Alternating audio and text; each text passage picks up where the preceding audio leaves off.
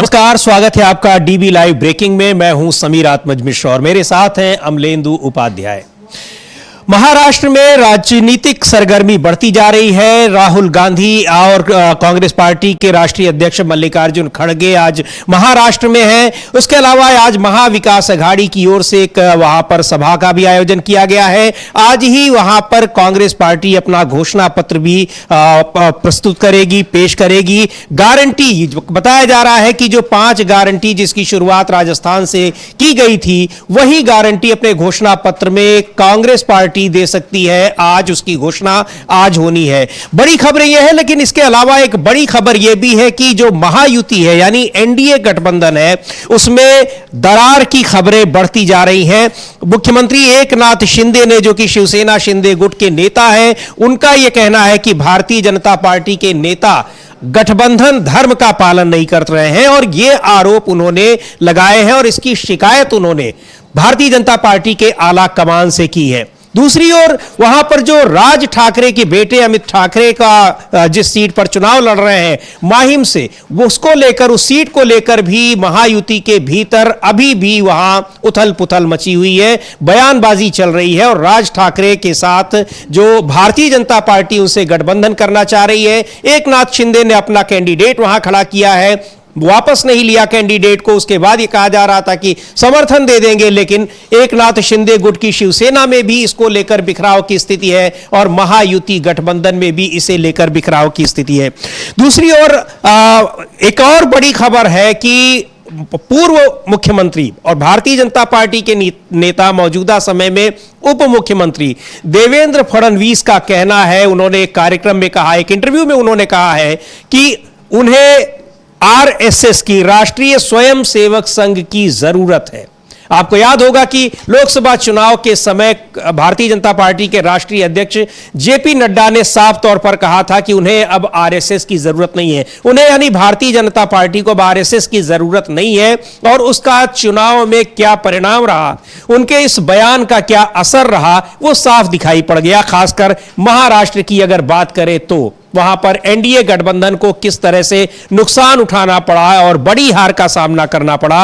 अब वही बात कह रहे हैं देवेंद्र फडणवीस की, संघ की उन्हें जरूरत है, संघ की मदद की जरूरत है और बिना संघ के उनकी पार्टी काम नहीं कर सकती है या वो चुनाव नहीं लड़ सकती है। उन्होंने ये भी कहा कि जो लोकसभा चुनाव में एनडीए गठबंधन की हार का जो बड़ा कारण था, उस कारण की काट को ढूंढ निकाला गया है, यानी उन्होंने इसी की ओर इशारा किया। तो ये कुछ बड़ी खबरें हैं, लेकिन आज जिस तरह से वहां पर राहुल गांधी है, कांग्रेस नेता, लोकसभा में विपक्ष के नेता, उसके अलावा कांग्रेस पार्टी के राष्ट्रीय अध्यक्ष मल्लिकार्जुन खड़गे हैं, जो घोषणा पत्र जारी होते समय जब शाम को 4 बजे के करीब वहां पर एक सभा का आयोजन किया गया है, जिसमें महाविकास अघाड़ी के दूसरे नेता एनसीपी गुट के शरद पवार और शिवसेना गुट के उद्धव ठाकरे भी मौजूद रहेंगे और बड़े नेता वहां पर मौजूद रहेंगे। तो कांग्रेस पार्टी और महाविकास अघाड़ी ने इस तरह से अपनी जो महाराष्ट्र में चुनावी गतिविधियां हैं उसको तेज कर दिया है। महाराष्ट्र में 20 नवंबर को एक ही चरण में चुनाव होने हैं, मतदान होने हैं विधानसभा चुनाव के लिए। 288 सीटों पर वहां चुनाव हो रहा है और जो महाविकास अघाड़ी की अगर बात करें तो जो प्रमुख पार्टियां हैं, कांग्रेस पार्टी है, उद्धव ठाकरे गुट की शिवसेना है और शरद पवार गुट की एनसीपी है। दूसरी ओर एक बड़ी खबर यह भी है कि आज सुप्रीम कोर्ट में शरद पवार गुट और अजीत पवार गुट के बीच, एनसीपी के जो दोनों धड़े हैं, इनके बीच जो चुनाव चिन्ह का मामला है, सिंबल का मामला है, उस पर सुप्रीम कोर्ट में सुनवाई होगी। इस पर भी आपको हम अपडेट करेंगे, लेकिन बात करते हैं महाविकास अघाड़ी की। और आज राहुल गांधी और अभी के समय दोनों नेता राहुल गांधी और मल्लिकार्जुन खड़गे ये नागपुर में मौजूद हैं। नागपुर में संविधान सम्मेलन में दोनों मौजूद हैं। इसके अलावा वहां दीक्षा भूमि भी जाने का प्रोग्राम है राहुल गांधी का और मल्लिकार्जुन खड़गे का। और जानकारी के साथ अमलेंदु जी हैं। अमलेंदु जी, आज का जो ये कार्यक्रम है और एक तरह से माना जाए कि राहुल गांधी औपचारिक रूप से चुनावी सभाओं की उनकी शुरुआत महाराष्ट्र में आज से हो रही है। जी बिल्कुल, आज से कहा जाए कि चुनावी मोर्चा राहुल गांधी ने खोल दिया है महाराष्ट्र में, और आज जो इंडिया की गारंटी होंगी वो जारी की जाएंगी शाम को 4:30 बजे मुंबई में। और इंडिया गठबंधन की यानी महाविकास अघाड़ी की संयुक्त रैली होगी। राहुल गांधी, मल्लिकार्जुन खड़गे, उद्धव ठाकरे और शरद पवार इसमें उपस्थित रहेंगे और वहाँ से की जाएंगी। इससे पहले आज दिन में 12:30 बजे दीक्षा भूमि नागपुर में राहुल गांधी जाएंगे, वहाँ श्रद्धांजलि अर्पित करेंगे। और उसके बाद 1:15 बजे संविधान सम्मेलन होगा कविवर्य सुरेश भट्ट ऑडिटोरियम नागपुर में, तो वहां संविधान सम्मेलन होगा। इस संविधान सम्मेलन को राहुल गांधी और मल्लिकार्जुन खड़गे दोनों संबोधित करेंगे।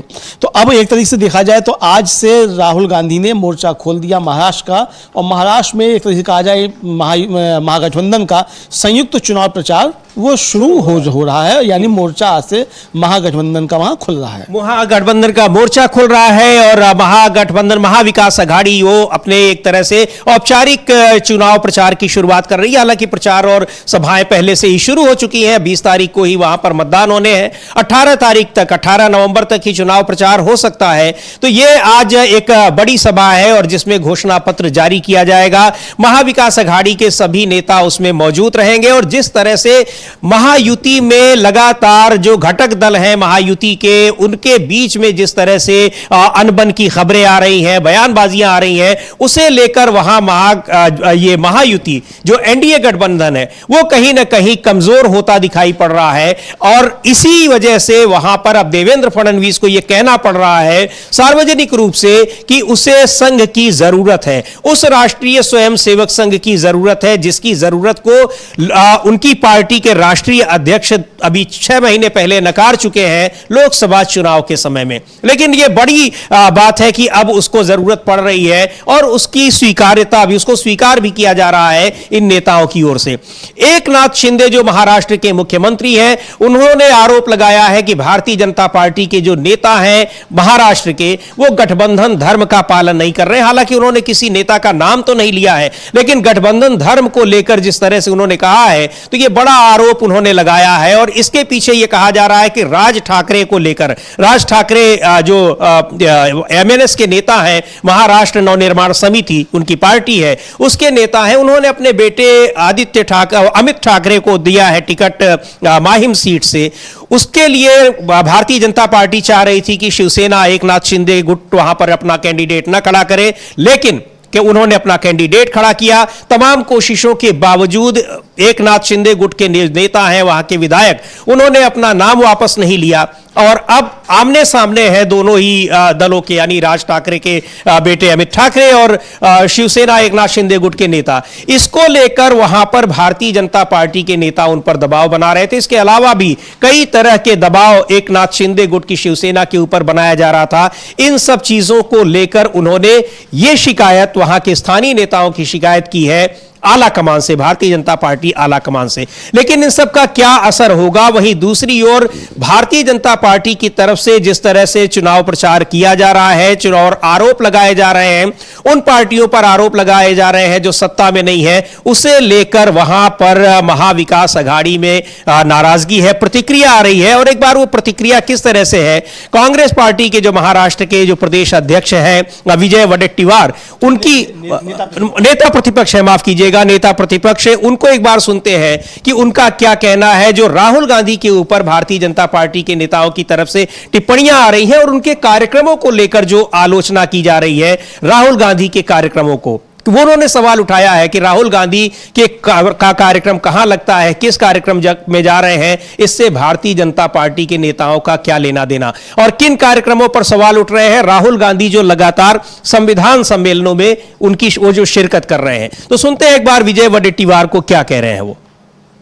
राहुल गांधी संविधान सम्मेलन कर रहे हैं, राहुल गांधी से नौटंकी, राहुल गांधी के इस कार्यक्रम को बीजेपी नौटंकी बता रही है, अर्बन नक्सल ने आयोजन किया ऐसा बता रही है। ऐसा है, अगर बीजेपी नौटंकी बताती है तो मुझे लगता है बीजेपी राहुल गांधी से डरती है। कोई भी नेता कार्यक्रम करता है तो उसको नौटंकी कहना, क्या हम मोदी का कार्यक्रम हो तो नौटंकी कहेंगे? नहीं कहेंगे। वो अधिकार है जिनको, उनको जहां बुलाए वहां जाने का। नेता है देश के, एक पार्टी के प्रमुख नेता है, और उसी कार्यक्रम को अर्बन नक्सलाइट करना, मैं बोलता हूं कि सामाजिक संगठनों का अपमान है। ओबीसी, आदिवासी, दलित, इस विविध संगठनों ने इस कार्यक्रम का आयोजन किया है।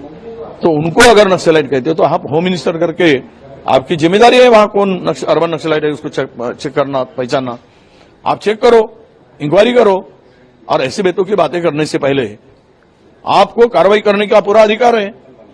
आप क्यों नहीं करते हो? मगर संगठन का अपमान करोगे तो ये सब सामाजिक संगठन जितने हैं जो अपने समाज के हित के लिए, अपने लोगों के लिए लड़ते आ रही है, और उनको आप अपमान करोगे तो चुनाव में ये सब संगठन आपका बदला लेंगे। कल तो लोकसभा विधानसभा में प्रतिपक्ष के नेता विजय वडेट्टीवार, उनका कहना है राहुल गांधी के कार्यक्रमों को लेकर और राहुल गांधी की आलोचना को लेकर भारतीय जनता पार्टी के नेताओं के लिए ये उनकी प्रतिक्रिया थी। लेकिन बड़ी खबर यह है कि महाराष्ट्र में महायुति गठबंधन के बीच जिस तरह से दरारें चुनाव के दौरान दिखाई पड़ रही हैं, वो महायुति को कहीं ना कहीं से कमजोर करती दिख रही हैं। इससे पहले टिकट वितरण को लेकर भी और वहां पर सीट शेयरिंग को लेकर भी लगातार विवाद बना रहा। आखिरी क्षण पर जाकर सीट शेयरिंग का मामला एक तरह से हल हुआ, लेकिन ऐसा लगता है कि अभी भी पूरी तरह से यह मसला हल नहीं हुआ है। अमलेंदु जी बिल्कुल, ये सीट शेयरिंग तो छोड़िए, समीर जी, मुद्दों पे भी एकता नहीं है। बीजेपी अपना अलग घोषणा पत्र जारी करेगी, एनसीपी अजीत पवार जो है वो आज अलग घोषणा पत्र जारी करेगी, जबकि इंडिया गठबंधन का यानी महाविकास अघाड़ी का संयुक्त घोषणा पत्र होगा। यानी संयुक्त महाविकास अघाड़ी जो वादे करेगा वो संयुक्त तौर पे करेगा, गारंटियां जो देगा वो संयुक्त तौर पे देगा, और महायुति संयुक्त तौर पे कोई अपना घोषणा पत्र जारी नहीं कर रही है। बीजेपी अलग करेगी, एनसीपी अलग करेगी और एकनाथ शिंदे अपना अलग करेंगे। लेकिन जो एकनाथ शिंदे ने जिस तरीके से शिकायत की है बीजेपी आला कमान से कि गठबंधन धर्म का पालन बीजेपी नहीं कर रही है, तो ये साफ तौर पे समझा जा सकता है कि अब एकनाथ शिंदे को वहां साइडलाइन किया जा रहा है बीजेपी द्वारा, और एकनाथ शिंदे इस बात को अच्छे तरीके से समझ रहे हैं कि बीजेपी किस तरीके से उनके साथ खेल कर रही है। तो क्या एकनाथ शिंदे भी चुनाव में बीजेपी के साथ कोई खेल करेंगे? ये तो खैर आने वाला समय बताएगा क्या करते हैं क्या नहीं करते हैं, चूंकि उनकी पार्टी में भी जो सिंबल बांटे गए हैं उसमें बीजेपी ने अपने लोगों को शामिल करा दिया है। यानी एकनाथ शिंदे के सिंबल पे बीजेपी के कई नेता शामिल हैं। तो देखना यह है कि एकनाथ शिंदे वहां क्या करते हैं अब बीजेपी के साथ, और बीजेपी जो कर रही है वो तो जाहिर हो ही रहा है, चूंकि ये शिकायत अब एकनाथ शिंदे को बीजेपी आला कमान से ही करनी पड़ रही है कि बीजेपी के नेता जो हैं वो गठबंधन धर्म का पालन नहीं कर रहे हैं। जी बिल्कुल, और यही बात जो बीजेपी के कई नेताओं को आपने बताया कि शिवसेना शिंदे के साथ उनकी पार्टी से चुनाव लड़ने के लिए कहा गया है और टिकट दिया गया, दबाव डाला गया। यही दबाव बीजेपी नेताओं की ओर से अजित पवार के ऊपर भी डाला गया और उनको अपनी पार्टी का टिकट बीजेपी के नेताओं को देना पड़ा। तो ये जो दबाव है भारतीय जनता पार्टी का गठबंधन के नेताओं पर, गठबंधन के सहयोगियों पर, निश्चित तौर पर उसे लेकर दोनों ही गठबंधन के घटक दलों में नाराजगी है। और चूंकि ये दबाव वहां के स्थानीय नेताओं का नहीं बल्कि बताया जा रहा है कि आला कमान की ओर से यह दबाव था, लेकिन अब जिस तरह से मनसे को लेकर यानी महाराष्ट्र नवनिर्माण सेना को लेकर वहां पर जो बातें चल रही हैं, राज ठाकरे से समझौते को लेकर, समझौता तो नहीं है लेकिन भारतीय जनता पार्टी का जो सॉफ्ट कॉर्नर दिखाई पड़ रहा है उसे लेकर एकनाथ शिंदे गुट काफी परेशान है और वही शिकायत उन्होंने की है भारतीय जनता पार्टी के आला नेताओं से, आला कमान से। और वही ये कहा जा रहा है कि जो ये माहिम सीट है जहां से राज ठाकरे के बेटे अमित ठाकरे चुनाव लड़ रहे हैं, उस सीट पर सदा सरवणकर जो शिंदे गुट के नेता है, 15 साल से लगातार वो विधायक हो रहे हैं, उन पर दबाव डाला गया कि शिंदे अपने प्रत्याशी का नाम वापस ले ले। सदा सरवणकर ने नाम वापस नहीं लिया। बताया जा रहा है कि एकनाथ शिंदे का भी दबाव रहा लेकिन उन्होंने अपना नाम वापस लेने से इनकार कर दिया। तो इसका मतलब यह है साफ कि जो एकनाथ शिंदे के अपनी पार्टी के भीतर भी इस चीज को लेकर काफी उथल पुथल है और निश्चित तौर पर शिंदे के ऊपर यह भी दबाव है अपनी पार्टी के नेताओं का। वहीं दूसरी ओर जब राज ठाकरे से कहा गया कि इसके बदले में वो ऐसी खबरें आई कि कम से कम अपने 10 उम्मीदवारों के नाम वापस लेंगे, लेकिन नाम वापसी की तारीख निकल गई। ना तो राज ठाकरे ने अपने नेताओं के नाम वापस कराए और न ही माहिम सीट से सदा सरवणकर ने नाम वापस लिया। तो ये बातें ऐसी हैं जिसको लेकर भारतीय जनता पार्टी के नेता एकनाथ शिंदे पर दबाव बना रहे हैं कि वो अभी भी कोशिश करें कि वो समर्थन की घोषणा कर दे। उनको अभी भी ये उम्मीद है। तो इन सारी चीजों को लेकर पर एकनाथ शिंदे गुट के जो शिवसेना है और भारतीय जनता पार्टी, उनके बीच एक विवाद की स्थिति बनी हुई है लगातार। और जो अभी अमलेंदु जी बता रहे थे कि साझा घोषणा पत्र नहीं तैयार किया जा रहा है, इसका मतलब ये साफ दिखाई पड़ रहा है अमलेंदु जी की कहीं न कहीं तीनों ही घटक दलों को, यानी अजीत पवार की एनसीपी, एकनाथ शिंदे की शिवसेना और भारतीय जनता पार्टी, इनको एक दूसरे पर भरोसा नहीं है कि चुनाव के बाद गठबंधन में बने रहेंगे महायुति में, या इनमें से कोई अलग हो सकता है। देखिए, बिल्कुल ही भरोसा नहीं है। और जो नवाब मलिक हैं, एनसीपी के नेता हैं, जो अजीत पवार एनसीपी के, उन्होंने तो साफ तौर पे कह दिया है कि चुनाव होने दीजिए, किंग मेकर अजीत पवार होंगे। यानी उन्होंने साफ कर दिया है कि अजीत पवार की चलेगी। और अभी तक बीजेपी के जो सहयोगी संगठन हैं और जो बीजेपी के जो मुखपत्र हैं, वो अजीत पवार को घेरते रहे हैं कि साहब लोकसभा चुनाव में अजीत पवार की वजह से नुकसान हुआ। तो अब अजीत पवार जो है वो किंग मेकर होंगे, ये एनसीपी की तरफ से साफ तौर पे कह दिया गया है। एनसीपी घोषणा पत्र भी अपना अलग जारी कर रही है, एकनाथ शिंदे अपना अलग जारी करेंगे, बीजेपी अपना अलग जारी करेगी। तो यानी मुद्दों के आधार पर भी जो महायुति है वो एकजुट दिखाई नहीं पड़ रही है। बहुत सारे ऐसे मुद्दे हैं। एक तरफ जो है, जिस तरीके से देवेंद्र फडणवीस ने जो अपने दिया है इंटरव्यू, उन्होंने कहा कि साहब वोट जिहाद की वजह से हम लोकसभा में 10 चुनाव हारे, वोट जिहाद कह रहे हैं। इधर एकनाथ शिंदे जो हैं, देवेंद्र फडणवीस के साथ मिलकर ही मदरसा शिक्षकों की तनख्वाह जो है वो 6,000 रुपए से बढ़ाकर 16,000 कर देते हैं। तो ये भी क्या वोट जिहाद है? ये पूछा था संजय राउत ने, ये सवाल पूछा था जब बढ़ाया था, क्या ये वोट जिहाद नहीं है? तो अब ये किस तरीके की राजनीति बीजेपी वहां कर रही है, ये समझा जा सकता है। दूसरी तरफ अपने सहयोगी दलों से वो दूसरी तरीके की राजनीति करा रही है।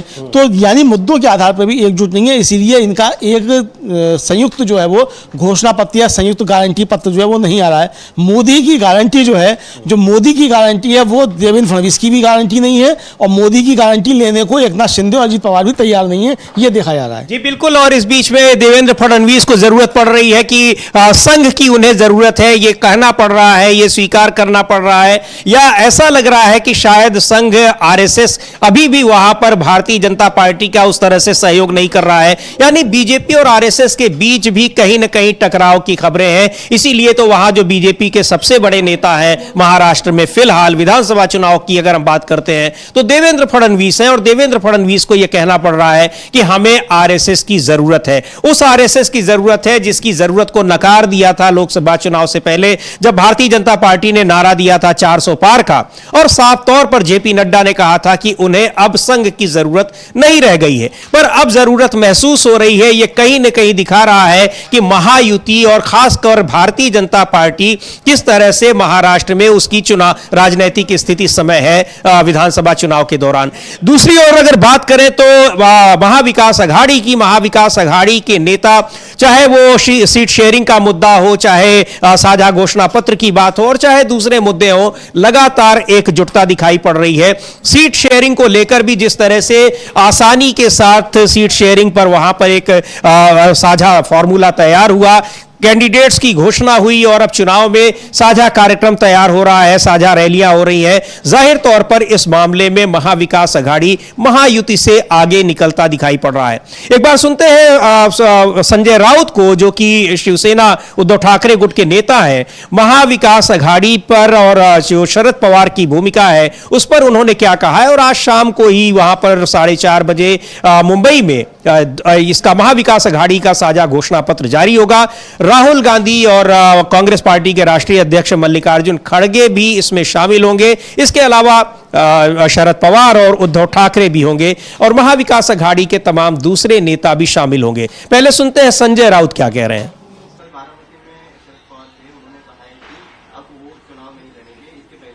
देखिए, पहली बार नहीं हुआ है। पवार साहब ने ये कहा था कि मैं चुनाव नहीं लड़ना चाहता हूं, लेकिन हमें बार बार हमारे जैसे लोग हैं, उनके साथी हैं, उनके प्रेमी हैं, उन्हें आग्रह करते आए हैं कि आप इस तरह से रिटायर नहीं हो सकते, आप हमारे मार्गदर्शक है, दीपस्तंभ है।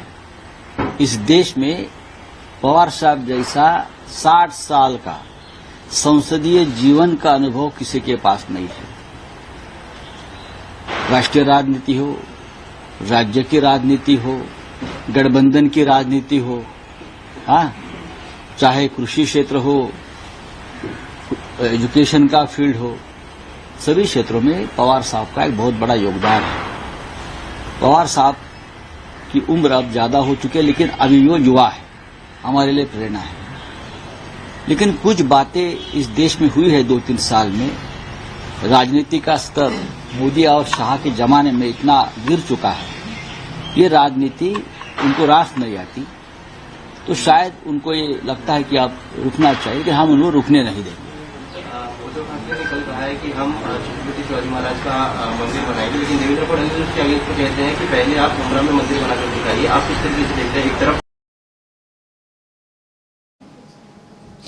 तो शरद पवार ने चूंकि कहा था कि वो अब आगे राजनीतिक पारी को एक तरह से विराम देने की बात उन्होंने कही थी, और ये कहा था कि दूसरों के लिए, आने वाली जनरेशन के लिए भी मौके छोड़ने चाहिए और कभी न कभी उसको विराम देने का समय आता ही है। उस पर यह टिप्पणी थी संजय राउत की, और महाविकास अघाड़ी की एकजुटता लगातार वहां पर दिखाई पड़ रही है। निश्चित तौर पर इस मामले में महाविकास अघाड़ी वहां आगे दिख रहा है महाराष्ट्र विधानसभा चुनाव में। यही नहीं, चुनाव से पहले जो सर्वे तमाम आए हैं उनमें भी महाविकास अघाड़ी को आगे बताया जा रहा है। लेकिन इस बीच एक बड़ी खबर आ रही है, अमलेंदु जी उस पर जानकारी देंगे कि चीफ जस्टिस ऑफ इंडिया ने, यानी भारत के मुख्य न्यायाधीश ने बुलडोजर संस्कृति पर, जो आजकल एक प्रशासन की एक बड़ी संस्कृति बन गई है बुलडोजर संस्कृति, उस पर एक बड़ी गंभीर टिप्पणी की है। अमलेंदु जी, क्या कहा है सीजीआई ने? सीजीआई ने समीर जी बहुत सख्त टिप्पणी करते हुए कहा है कि आप कैसे किसी के घर में घुस सकते हैं और कैसे आप किसी का घर तोड़ सकते हैं। उनका कि हम एनक्रोचमेंट जो है उस पर हम किसी को क्लीन चिट नहीं दे रहे हैं, लेकिन आप बिना कोई नोटिस दिए हुए और किस तरीके से आप इस पे किसी का घर तोड़ सकते हैं, आप हमको ये बताइए। ये सवाल जो है उन्होंने उठाया है सीजीआई ने, और बहुत गंभीर उस पर बहस चल रही है, अभी चल ही रही है इस पर बहस। और जो बीच में जब आती है इसकी जानकारी आती है हम इसको बताते हैं। तो एक जो मामला था यह था कि याचिकाकर्ता के घर को राज्य के अधिकारियों द्वारा ध्वस्त कर दिया गया था, और वो 3.7 वर्ग मीटर की जगह थी। उन्होंने कहा कि हम इसे स्वीकार करते हैं, हम उसे इसके लिए कोई प्रमाण पत्र नहीं दे रहे, ये सीजीआई ने कहा। लेकिन आप इस तरह से लोगों के घरों को ध्वस्त करना शुरू कैसे कर सकते हैं? यह अराजकता है, किसी के घर में घुसना। यह कहना है सीजेआई जस्टिस चंद्रचूड़ का, जो 10 नवंबर को रिटायर होने जा रहे हैं। उनका कहना है कि किसी के घर को ध्वस्त करना यह अराजकता है, किसी के घर में घुसना यह अराजकता है। फिर उन्होंने कहा कि यह पूरी तरह से मनमानी है, उचित प्रक्रिया का पालन कहां किया गया? हमारे पास हलफनामा है जिसमें कहा गया है कि कोई नोटिस जारी नहीं किया गया, आप केवल साइट पर गए थे और लोगों को सूचित किया था। फिर सीजीआई ने कहा कि हम आपके मुवक्किल को दंडात्मक मुआवजा देने के लिए इच्छुक हो सकते हैं, क्या इससे न्याय का उद्देश्य पूरा होगा? वकील ने फिर इस मामले में जांच का आग्रह किया। फिर सीजीआई ने पूछा कि कितने घर ध्वस्त किए गए, तो राज्य के जो वकील थे उन्होंने कहा कि 123 अवैध निर्माण थे। इस पर जस्टिस जेबी पारदीवाला ने कहा कि आपके पास यह कहने का क्या आधार है कि यह अनधिकृत था? यानी आपने किस आधार पर कहा कि 123 मकान जो आपने गिनाए हैं ये अनधिकृत कैसे थे? और 1960 से आपने क्या किया? यानी 1960 से मकान थे और आप आज गिरा रहे हैं बुलडोजर से इसको। फिर उन्होंने पूछा कि पिछले 50 वर्षों से आप क्या कर रहे थे? बहुत ही अत्याचारी है, राज्य को एनएचआरसी के आदेशों का कुछ सम्मान करना चाहिए। आप चुपचाप बैठे हैं और एक अधिकारी के कार्यों की रक्षा कर रहे हैं। यानी जिस व्यक्ति ने बुलडोजर चलाया, जिस अधिकारी ने, आप उसके अधिकारों की रक्षा कर रहे हैं, लेकिन राज्य के जो काम होने चाहिए उसकी आप जो है साफ साफ अवहेलना कर रहे हैं। यह कहना है सीजीआई जस्टिस चंद्रचूड़ का। जी बिल्कुल। तो इस पर अभी जो कार्रवाई जारी है, इस पर सुनवाई जारी है, आगे जो अपडेट होंगे आपको हम उससे अपडेट करेंगे। लेकिन बुलडोजर को लेकर सुप्रीम कोर्ट लगातार गंभीर टिप्पणियां कर रहा है, बावजूद इसके बुलडोजर की कार्रवाई को उसको एक प्रचार प्रसार किया जा रहा है। और लगातार अगर हम देखें कि इस जो बुलडोजर की संस्कृति को सबसे पहले शुरू करने वाले जो माने जा रहे हैं उत्तर प्रदेश के मुख्यमंत्री योगी आदित्यनाथ, वो जिन भी राज्यों में जहां भी चुनाव प्रचार करने जा रहे हैं उसका बाकायदा प्रचार करते हैं और उसको अपनी एक बड़ी उपलब्धि के तौर पर बताते हैं। जबकि लगातार सुप्रीम कोर्ट की टिप्पणियां इस पर आ रही हैं, सुप्रीम कोर्ट ने रोक लगाई है और उससे जवाब मांगा है तमाम सवालों के, लेकिन बावजूद इसके सुप्रीम कोर्ट के हस्तक्षेप के बावजूद यह बुलडोजर की कार्रवाई जारी है। और बुलडोजर की कार्रवाई को पर आपत्ति इसलिए जताई जाती है कि यह कार्रवाई तब की जाती है जब कहीं किसी उसमें अपराध में किसी का नाम आता है और तुरंत उसके घर पर बुलडोजर चला दिया जाता है, यह बताकर कि यह अवैध निर्माण है। भले ही वो निर्माण 20 साल, 40 साल, 50 साल पुराना, यहां तक कि 60 साल, 70 साल पुराने निर्माण निर्माण भी होते हैं। वो कहा जाता है कि ये निर्माण अवैध था। तो बड़ा सवाल यही उठता है कि आखिर उसी प्रशासनिक मशीनरी ने इतने दिनों तक उस अवैध निर्माण को कैसे होने दिया, और अब जबकि किसी का नाम उसमें केवल आ गया, उसको अपराधी घोषित नहीं किया गया, उसको सजा नहीं सुनाई अदालत ने, लेकिन उसका नाम एफआईआर में आते ही उसके खिलाफ बुलडोजर की कार्रवाई हो जा रही है। और यह कार्रवाई भी ऐसे नहीं हो रही कि सबके खिलाफ हो रही है। आरोप लगते हैं कि इसमें देखकर कि किसके खिलाफ कार्रवाई की जानी है, किसके खिलाफ नहीं की जानी है, इस आधार पर की जाती है। तो यह बड़ी सख्त टिप्पणी है और इस पर अभी सुनवाई जारी है। अब इस पर आगे क्या होता है यह हम आपको बताएंगे। लेकिन बड़ी खबर यह है, महाराष्ट्र में जिस तरह से चुनावी गतिविधियां जोर पकड़ रही हैं और महायुति गठबंधन के भीतर जो दरार की खबरें आ रही हैं लगातार, वो ये दिखाई पड़ रहा है कि चुनाव के बाद तो छोड़िए, चुनाव के दौरान ही इनके बीच में एकजुटता नहीं दिखाई पड़ रही है। एकनाथ शिंदे महाराष्ट्र के मुख्यमंत्री, उन्होंने आरोप लगाया है कि भारतीय जनता पार्टी के जो स्थानीय नेता हैं वो गठबंधन धर्म का पालन नहीं कर रहे हैं, यानी वो एक गठबंधन के खिलाफ जा रहे हैं। शिवसेना जो जहां पर एकनाथ शिंदे गुट के शिवसेना के उम्मीदवार हैं, वहां वो उस तरह से सहयोग नहीं कर रहे हैं जिस तरह से गठबंधन के उम्मीदवारों का सहयोग किया जाता है, और दबाव बना रहे हैं, तमाम तरह के दबाव बनाए जा रहे हैं। वहां पर राज ठाकरे के प्रति भारतीय जनता पार्टी का जो एक सॉफ्ट कॉर्नर है, एकनाथ शिंदे गुट की शिवसेना के ऊपर भी दबाव बनाया जा रहा है कि वो भी उसी तरह से सॉफ्ट कॉर्नर उनके प्रति रखे। इसके अलावा भारतीय जनता पार्टी ने अपने तमाम नेताओं को, अपने जो गठबंधन के दोनों सहयोगी हैं, चाहे वो शिवसेना शिंदे गुट हो, चाहे एनसीपी अजित पवार गुट हो, उनकी पार्टियों से टिकट दिलवाया है। यानी उम्मीदवार तो वो इन पार्टियों के हैं, लेकिन जो कैंडिडेट है वो बेसिकली भारतीय जनता पार्टी के हैं। तो ये जो बिल्कुल एक दूसरे के प्रति शंकालु जो चीजें हैं कि ये गठबंधन के बाद कहां रहेंगे कहां नहीं रहेंगे, ये चुनाव के दौरान भी दिखाई दे रहा है कि भरोसे की कमी है तीनों ही दलों के भीतर। अमलेंदु जी, इसका क्या लगता है कि क्या चुनाव के पहले इससे ये कोई एक बड़ा रूप ले सकता है, या चुनाव के दौरान ये किस दिशा में जाता दिखाई पड़ रहा है? देखिए, चुनाव के बीच में ही ये संघर्ष जो देखने को मिल रहा है महायुति में बीच में, तो ये बीजेपी को भी नुकसान काफी पहुंचा सकता है। एक तरफ तो देवेंद्र फडणवीस ये मान रहे हैं कि बीजेपी अकेले सरकार बनाने की स्थिति में नहीं है, पहले वो कह चुके हैं एक टीवी के कार्यक्रम में। दूसरा, उन्होंने जो टाइम्स ऑफ इंडिया को जो अपना इंटरव्यू दिया उसमें उन्होंने साफ तौर पर कहा है कि हमको आरएसएस की आवश्यकता है, आरएसएस को काम करना होगा तभी। यानी जब आप अकेले काम करने की क्षमता आपकी नहीं है, आप अकेले सरकार बनाने की आपकी क्षमता नहीं है, इस बात को आप खुद स्वीकार कर रहे हैं, और उसके बावजूद आप अपने सहयोगियों के साथ समन्वय बनाकर नहीं चल रहे हैं, उन्हीं में आप तोड़फोड़ करने की कोशिश कर रहे हैं, आप अपने लोगों को उनके आप इम्प्लांट कर रहे हैं, इस तरह की चीजें आ रही हैं। तो ये महायुति में एक तरह से कहा जाए वो झगड़े को साफ तौर पर दिखाता है, और झगड़ा इतना बढ़ चुका है कि अब सार्वजनिक तौर पर एक तरीके से कहा जाए एकनाथ शिंदे को बीजेपी के आला कमान से शिकायत करनी पड़ रही है कि बीजेपी के नेता गठबंधन धर्म का पालन नहीं कर रहे हैं। अगर गठबंधन धर्म का पालन नहीं किया जा रहा है तो एकनाथ शिंदे मुख्यमंत्री तो बनने नहीं है। ये तो हर हाल में देखने में आ रहा है, चूंकि बीजेपी ने जिस तरीके से सबसे ज्यादा सीटों पे अपने प्रत्याशी खड़े किए हैं और एकनाथ शिंदे की पार्टी में भी अपने प्रत्याशी घुसेड़ दिए हैं, उससे हिसाब तौर पर समझा जा सकता है कि जब बारी आएगी तो एकनाथ शिंदे का नंबर नहीं आएगा। तो एकनाथ शिंदे बीजेपी की मदद क्यों करेंगे, सवाल यह है। तो यही अब सवाल होना शुरू हो गया है कि बीजेपी ने जो खेल उद्धव ठाकरे के साथ किया था, ठीक उसी तरीके का खेल बीजेपी अब एकनाथ शिंदे के साथ कर रही है और अजित पवार के साथ भी कर रही है। तो ये उनके अंदर चीजें देखने को मिल रही है, एक तरह से कहा जाए महायुति के भीतर झगड़े देखने को। और ये एक चीज और महत्वपूर्ण है अमलेंदु जी की जो राज ठाकरे की जो एंट्री हुई है, यद्यपि वो महायुति गठबंधन में नहीं है, लेकिन राज ठाकरे के प्रति भारतीय जनता पार्टी का सॉफ्ट कॉर्नर और एकनाथ शिंदे के ऊपर दबाव डालना कि उनके बेटे जहां हैं उनका समर्थन करें, जहां से माहिम से चुनाव लड़ रहे हैं अमित ठाकरे।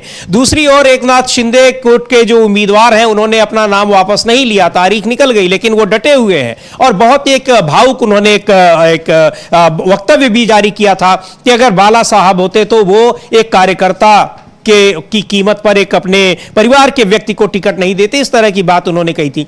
दूसरी ओर राज ठाकरे हमलावर हैं एकनाथ शिंदे गुट की शिवसेना पर, एनसीपी के अजीत पवार पर, लेकिन भारतीय जनता पार्टी के प्रति उनका सॉफ्ट कॉर्नर है। तो यह एक लग रहा है कि महायुति में गठबंधन, जो महायुति गठबंधन है उसमें शामिल तो बीजेपी, एनसीपी और शिवसेना है, ये शिंदे गुट की, लेकिन वास्तव में जो भरोसा दिखाई पड़ रहा है वो राज ठाकरे और भारतीय जनता पार्टी के बीच गठबंधन ज्यादा मजबूत दिखाई पड़ रहा है और इन लोगों के प्रति जो एक विश्वास की कमी है वो बढ़ती चली जा रही है। बिल्कुल विश्वास की कमी बढ़ती चली जा रही है। और अभी खबर आई थी कि एकनाथ शिंदे ने जो सरवरकर हैं उनको भेजा था राज ठाकरे से मिलने के लिए और राज ठाकरे ने मिलने से मना कर दिया उनसे।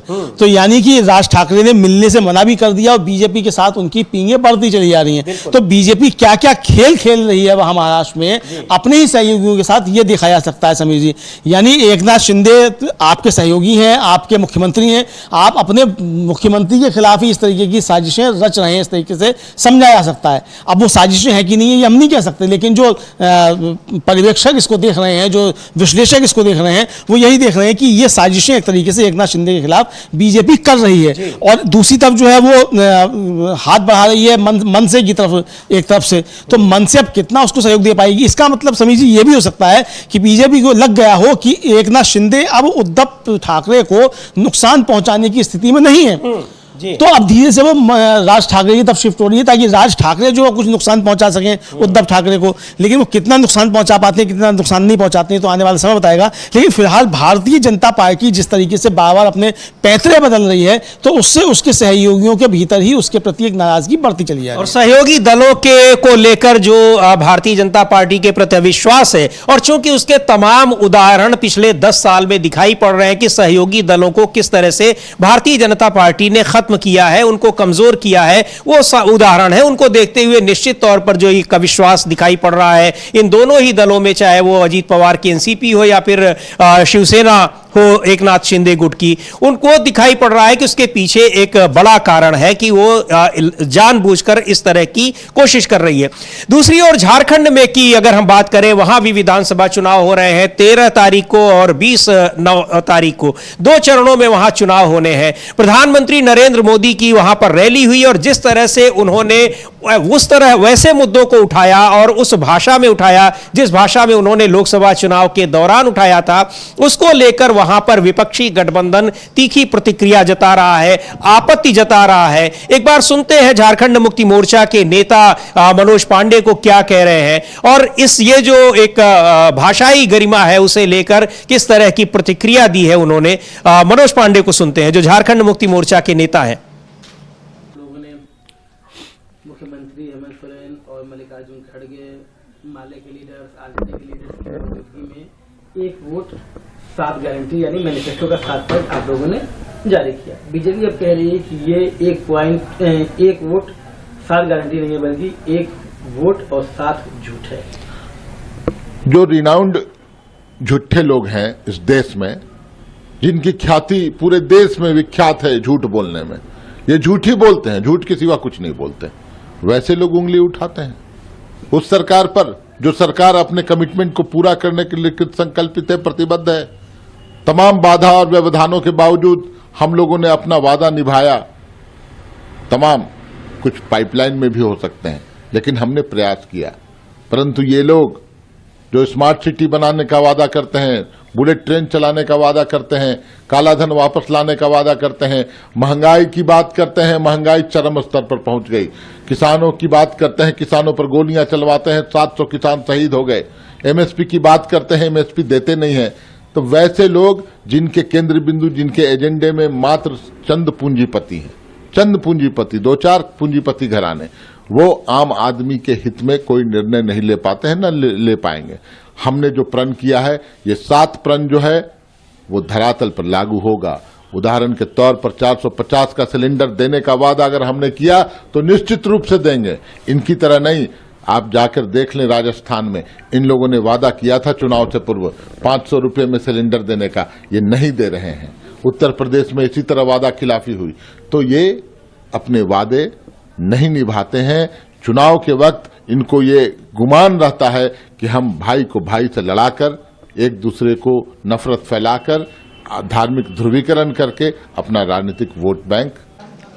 तो ये भारतीय जनता पार्टी की जो प्रधानमंत्री मोदी का आक्षेप रहा है और जिस तरह से उन्होंने वहां पर चुनावी भाषण दिया, उसको लेकर मनोज पांडे झारखंड मुक्ति मोर्चा के नेता है वो बता रहे थे। और बड़ी खबर ये भी है जिससे आपको बताना जरूरी है कि इस समय अमेरिका में राष्ट्रपति चुनाव के लिए मतगणना जारी है, जिसमें डोनाल्ड ट्रंप जो पूर्व राष्ट्रपति है काफी आगे दिखाई पड़ रहे हैं। रिपब्लिकन पार्टी के नेता हैं डेमोक्रेटिक पार्टी की उम्मीदवार कमला हैरिस की तुलना में। क्या अपडेट है, क्या उस अभी चुनाव की जो परिणाम, जो अभी वोटिंग हो रही है, काउंटिंग हो रही है, उसमें क्या ताजा स्थिति है, उसके जानकारी लेकर आए हैं हमारे साथी अविनाश जी। अविनाश बताएं, काफी बड़ी लीड ले ली है डोनाल्ड ट्रंप ने। हाँ, डोनाल्ड ट्रंप ने लीड काफी बड़ी ले ली है और अब ये मान के चलिएगा कि वो राष्ट्रपति चुने जा चुके हैं। डोनाल्ड ट्रंप का ये राष्ट्रपति पद के लिए तीसरा चुनाव है, जिसमें एक बार 2020 में वो चुनाव हार गए थे, 2016 में उन्होंने हिलेरी क्लिंटन को हराया था। लेकिन दोनों बार डोनाल्ड ट्रंप को पॉपुलर जो वोट होता है उसमें वो दोनों बार पीछे रहे हैं। जब वो उन्होंने हिलेरी क्लिंटन को हराया था तब वो करीब 20 लाख वोटों से पीछे थे, और पिछली बार जब बाइडेन जब खुद आ रहे थे तब तो वो 60 लाख से ज्यादा वोटों से पीछे थे। लेकिन इस बार वो पहली बार पॉपुलर वोट भी जीत रहे हैं और इलेक्टोरल कॉलेज के वोट तो वो जीत ही रहे हैं। जो अभी जो रुझान आ रहे हैं और जो रिजल्ट आ चुके हैं टोटल मिला के, उसमें डोनाल्ड ट्रंप इस बार 310 वोटों के पास करीब पहुंचते दिखाई दे रहे हैं। जो इलेक्टोरल कॉलेज के जो वोट होते हैं वो 310 के करीब उन्हें वोट मिलते हुए दिख रहे हैं, और हिलेरी क्लिंटन 226-228 वोट तक सिमटती दिखाई, कमला हैरिस 226 से 228 वोट के बीच में सिमटती हुई दिखाई दे रही हैं। जो अमेरिका में जो मेन जो होता है 7 स्विंग स्टेट हैं, जिनमें 93 कुल इलेक्टोरल कॉलेज के वोट हैं, और डोनाल्ड ट्रंप उन 7 स्टेटों को जीत रहे हैं। ये सबसे बड़ा, क्योंकि ये माना जाता है कि अमेरिका में जो 7 स्टेटों को हटा दिया जाए तो बाकी जो 43 स्टेट रहती हैं वो या तो वो रिपब्लिकन समर्थक हैं, लगभग तय रहता है कि किधर जाएंगे वो। ये पहले से ही माना जा रहा था कि 226 वोट कमला हैरिस के पास सुरक्षित हैं, डोनाल्ड ट्रंप के पास 219 वोट सुरक्षित हैं। मामला जो था वो 7 स्विंग स्टेट का था, जहां 93 इलेक्टोरल कॉलेज के वोट थे, और वो 7 के 7 स्टेट डोनाल्ड ट्रंप बड़े आराम से जीतते हुए दिखाई दे रहे हैं। तो इसीलिए कमला हैरिस वहाँ कोई स्टेट नहीं जीत पाई है, और उसका जो इफेक्ट है वो आप रिजल्ट में भी देख रहे हैं। इसीलिए डोनाल्ड ट्रंप 310 वोट लेके जीतते हुए दिखाई दे रहे हैं। हालांकि जो आप स्विंग स्टेट्स की बात कर रहे हैं, तो कुछ स्विंग स्टेट्स थे जहां एक माना जा रहा था कि कमला हैरिस की जीत वहां सुनिश्चित है। उसमें एक पेंसिल्वेनिया को भी कहा जा रहा था, लेकिन ये एक कह लीजिए कि एक जो परिणाम दिखाई पड़ रहे हैं वो बिल्कुल अप्रत्याशित से दिखाई। हाँ बिल्कुल, पेंसिल्वेनिया हुआ या मिशिगन हुआ, यहाँ माना जा रहा था जो वोटिंग है, वोटिंग से जस्ट एक दिन पहले तक जो ओपिनियन पोल्स वो आ रहे थे, उनमें कमला हैरिस की लीड जो थी वो 3 और 4% की दिखाई दे रही थी। लेकिन जब रिजल्ट आए हैं तो बिल्कुल आश्चर्यचकित करने वाले रिजल्ट हैं, और क्योंकि दोनों जगह डोनाल्ड ट्रंप बहुत आसानी से जीत गए हैं। क्योंकि पेंसिल्वेनिया के बीच में तो ये कहा गया था कि जब वोटिंग चल रही थी और वोटिंग के बीच में एग्जिट पोल में भी कमला हैरिस को जीतता हुआ बताया जा रहा था, लेकिन वहाँ का रिजल्ट आप देख रहे हैं वो पूरा का पूरा डोनाल्ड ट्रंप के फेवर में पेंसिल्वेनिया चला गया है। तो इसलिए अब तो लगभग थोड़ा बहुत काउंटिंग रह गई है, लेकिन ये क्लियर हो गया है कि डोनाल्ड ट्रंप अमेरिका के 47वें राष्ट्रपति बन रहे हैं। और बिल्कुल अगर स्क्रीन पर एक बार हम देखें तो जो स्विंग स्टेट्स की बात हो रही है, यानी जो ये तय करते हैं कि किसकी जीत होगी किसकी हार होगी, चूंकि बाकी जो स्टेट्स हैं उनमें मुकाबला एक पहले से पता रहता है कि ये किसके तरफ जाएगा, किस रिपब्लिकन की ओर जाएगा कि डेमोक्रेट्स की ओर जाएगा। लेकिन स्विंग स्टेट्स इस बात को निर्धारित करते हैं कि जिधर वो जाते हैं उसको उसकी जीत सुनिश्चित होती है। तो इन स्विंग स्टेट्स में जो इलेक्टोरल कॉलेज के वोट्स हैं उनमें पेंसिल्वेनिया में 19 वोट हैं, जॉर्जिया में 16 वोट है, कुल इसमें जो 93 इलेक्टोरल वोट्स होते हैं यही तय करते हैं जीत और हार को।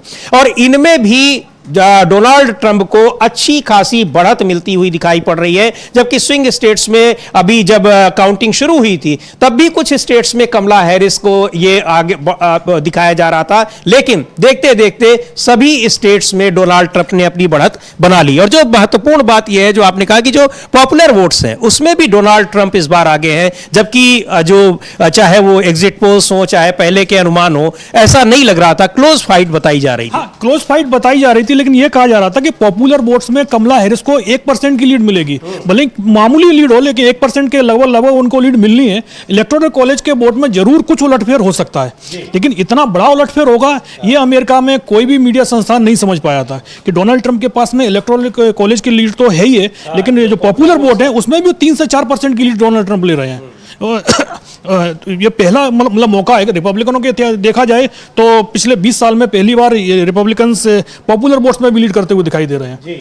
और बड़ी बात यह भी है कि अमेरिका एक बार फिर वो इतिहास बनाने से चूक गया है, यानी वहां पर एक महिला राष्ट्रपति बनने वाली थी लेकिन वो संभावना भी अब क्षीण हो चुकी है। बिल्कुल डोनाल्ड ट्रंप चुनाव जीत चुके हैं तो अब तो संभावना तो बिल्कुल खत्म ही हो चुकी है, अब तो क्षीण वाला मामला ही नहीं रह गया है पहली। लेकिन यदि कमला हैरिस जीतती तो पहला तो वो अश्वेत होती और दूसरा वो पहली महिला होती।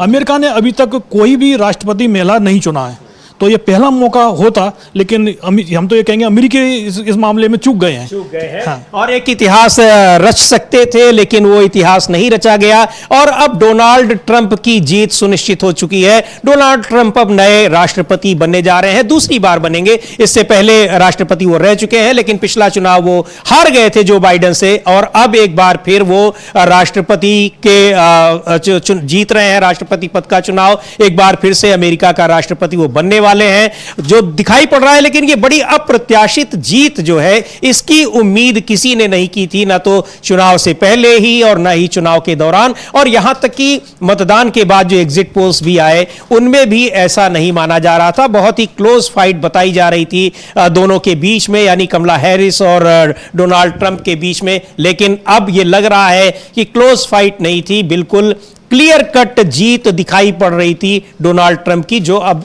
काउंटिंग के बाद दिखाई पड़ रही है। तो अब अमेरिका के चुनाव पर जो ये है कि अब ये सुनिश्चित हो चुका है कि डोनाल्ड ट्रंप अगले राष्ट्रपति बनने जा रहे हैं। और एक बार फिर हम वापस लौटते हैं महाराष्ट्र की राजनीति पर, और राहुल गांधी, मल्लिकार्जुन खड़गे इस समय नागपुर में है, वहां पर वो संविधान सम्मेलन में शिरकत कर रहे हैं और आज ही महाविकास अघाड़ी का घोषणा पत्र जारी होगा जिसमें जो माना जा रहा है कि जो 5 गारंटी वहां पर दी जाएगी, अगर चुनाव जीतती है महाविकास अघाड़ी तो वो गारंटी दी जाएगी। इस गारंटी पर अमलेंदु जी काफी भरोसा कर रही है कांग्रेस पार्टी और महाविकास अघाड़ी भी। अब कितना वो गेम चेंजर साबित होगा ये महाराष्ट्र विधानसभा चुनाव में? केवल कांग्रेस और महाविकास अघाड़ी इस गारंटी पे भरोसा नहीं कर रही है समीर जी, बीजेपी भी इस पर भरोसा कर रही है। और इस महीने में बीजेपी भरोसा कर रही है कि बीजेपी की तरफ से अब राहुल गांधी पर इन गारंटियों को लेकर हमले शुरू हो गए हैं, और उसका जवाब जो वहां नेता प्रतिपक्ष हैं विजय वडेट्टीवार उन्होंने दिया इस तरीके से कि बीजेपी राहुल गांधी से घबरा रही है। तो ये वहां चल रहा है। जाहिर सी बात है कि जो मल्लिकार्जुन खड़गे ने कल चुनौती दी झारखंड से प्रधानमंत्री नरेंद्र मोदी को सीधे सीधे कि समय तय कीजिए, आप कहाँ बहस करना चाहते हैं, कि आपकी सरकार ने अब तक क्या काम किए और हमारी सरकारें जो हैं उन्होंने क्या काम किए, इस पर एक खुली बहस हो जाए खुले मंच पर। आप बेंगलुरु में करेंगे या दिल्ली में करेंगे, आप बताइए, हम खुली बहस को तैयार हैं। और अगर आप खुली बहस से भाग रहे हैं, इससे बचना चाहते हैं, तो आप फिर एक सार्वजनिक प्रेस कॉन्फ्रेंस कर लीजिए जो आपने पिछले 11 वर्षों में नहीं की है। इसका प्रधानमंत्री नरेंद्र मोदी की तरफ से कोई जवाब नहीं आया है और बीजेपी की तरफ से भी इसका कोई जवाब नहीं आया है कि प्रधानमंत्री नरेंद्र मोदी मल्लिकार्जुन खड़गे के साथ कोई बहस करेंगे कि नहीं करेंगे। फिलहाल की अभी तक जो सूचना है उसके मुताबिक अभी तक कोई भी इस तरीके की बात नहीं आई है बीजेपी की तरफ से कि वो मल्लिकार्जुन खड़गे की चुनौती अभी तक तो नहीं आई है, लेकिन आगे भी उम्मीद इसकी कम ही है, क्योंकि 2 चीजें यानी आमने सामने की बहस और प्रेस कॉन्फ्रेंस, ये शायद प्रधानमंत्री नरेंद्र मोदी पसंद नहीं करते हैं। कितनी भी चुनौती उनको दे दी जाए, लेकिन इन दोनों चीजों की इसको चुनौती को स्वीकार नहीं करते हैं। स्वीकार तो छोड़िए, वो ऐसा लगता है कि इसको सुन भी नहीं पाते हैं इस तरह की चुनौतियों को। तो आमने सामने की बहस नहीं, उनको पसंद है कि चुनावी सभाओं में बोलना या ऐसी जगहों पर बोलना जहां सिर्फ सुनने वाले होते हैं, क्रॉस क्वेश्चन करने वाले नहीं होते हैं। तो इसकी संभावना आगे भी मुश्किल ही है कि वो किसी चुनौती को, इस तरह की चुनौती को स्वीकार करेंगे जहां वाद विवाद हो, यानी डिस्कशन हो, डिस्कोर्स हो। तो लेकिन ये जो खबर है उसमें जो आपने बताया कि विजय वडेट्टीवार जिस तरह से कह रहे हैं कि राहुल गांधी से बीजेपी डर रही है, तो राहुल गांधी जिन मुद्दों को उठा रहे हैं उन मुद्दों को लेते हुए किस तरह से वो मुद्दे आम आदमी से जुड़े हुए हैं, उनके जवाब में किस तरह से भारतीय जनता पार्टी के नेता और खुद प्रधानमंत्री नरेंद्र मोदी जो बातें कर रहे हैं, बिल्कुल उसी तरह से जैसे लोकसभा चुनाव के दौरान कर रहे थे। वो डर दिखा रहे हैं और ये उम्मीद दिखा रहे हैं। ये दोनों का अंतर बहुत साफ दिखाई पड़ रहा है, जिसको मतदाता एक तरह से वो स्वीकार कर रहा है। जी कुछ आप किसी और खबर का जिक्र करना चाह रहे हैं? हाँ, एक तो राहुल गांधी ने आज एक आर्टिकल लिखा है अंग्रेजी में भी और हिंदी में भी।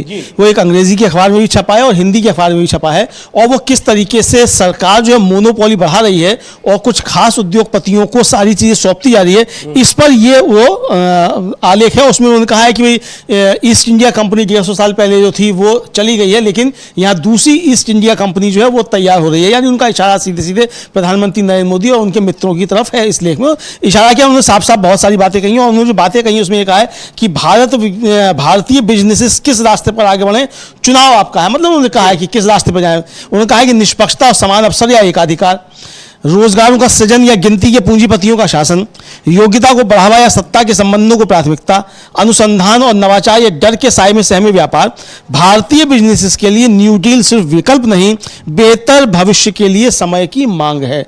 तो यानी किस तरीके से एक भय का माहौल पूरे उद्योग जगत में और पूरे व्यापार जगत में बन गया है पिछले 10 वर्षों में, इसकी तरफ राहुल गांधी इशारा कर रहे हैं। और उनका कहना एक तरीके से ये है कि पिछले 10 वर्षों में मोदी सरकार की नीतियों ने व्यापार जगत में भय का माहौल पैदा किया है, और इस भय के माहौल की वजह से कुछ खास पूंजीपतियों के हाथ में पूरे देश का व्यापार और उद्योग जो है वो सिमटता चला जा रहा है। बिल्कुल, उन्होंने एक आरोप लगाया है कि सरकार के साथ कुछ एक खास उद्योगपति मिलकर एक सिंडिकेट काम कर रहा है और वही पूरे देश की अर्थव्यवस्था को चला रहे हैं। ये बात राहुल गांधी पहले भी कहते रहे, और आज उन्होंने एक लेख लिखा है हिंदी के और अंग्रेजी के अखबारों में, जिसमें इसका जिक्र किया है, बहुत विस्तार से इस पर बात की है। और अब आज महाराष्ट्र में जो गारंटी क्या होगी जो चुनाव जीतने के बाद, यानी जो घोषणा पत्र है महाविकास अघाड़ी का, वो जारी किया जाएगा, उसकी आपको जानकारी मिलेगी डीबी लाइव पर। आप बने रहिए डीबी लाइव के साथ, डीबी लाइव के नियमित कार्यक्रमों को देखते रहिए। और इसके अलावा जो अमेरिका में राष्ट्रपति चुनाव को लेकर जो